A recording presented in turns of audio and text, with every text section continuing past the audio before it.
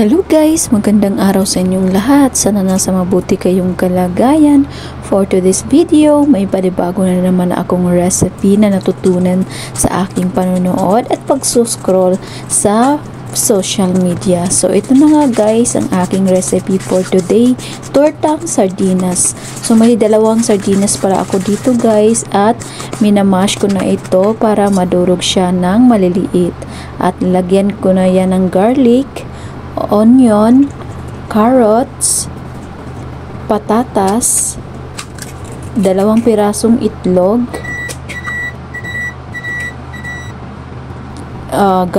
garlic powder, chili powder, black pepper, at pagkatapos konting salt.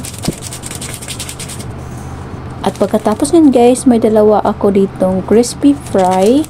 So ilagay ko na ito, hindi na ako maglagay ng all-purpose flour or cornstarch. Yan lang ang nilagay ko. So nilagyan ko pala yan ng 2 scoop na cornstarch. At pagkatapos nilagyan ko yan ng oyster sauce. At yan, hinahalo-halo ko na para manuot yung lasa ng mga sangkap na nilagay natin.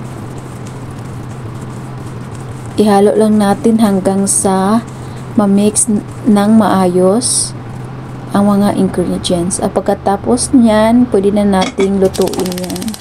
So naglagay na pala ako dyan ng mantika. At pagkatapos, ilagay lang natin ng scoop or kung anong gusto nyong kadami yung ilagay natin dyan sa sa kawali. So isang lang scoop ng sandok yung ginamit ko. So nasa inyo na guys kung ano ang gagamitin yung measurement para magiging circle siya. Pangkain lang to guys ng aking kaibigan.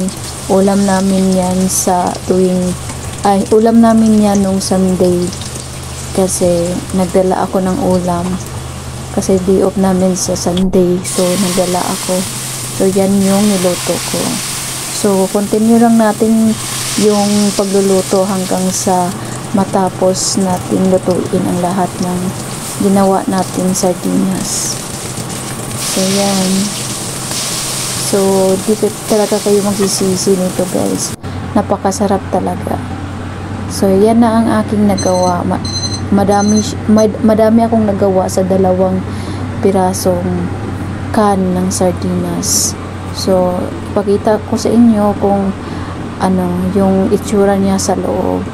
So napakasarap talaga guys kapag ginamitan yun ng crispy fry. So ito na guys ang aking recipe for today at sana na-enjoy kayo and thank you for watching and bye!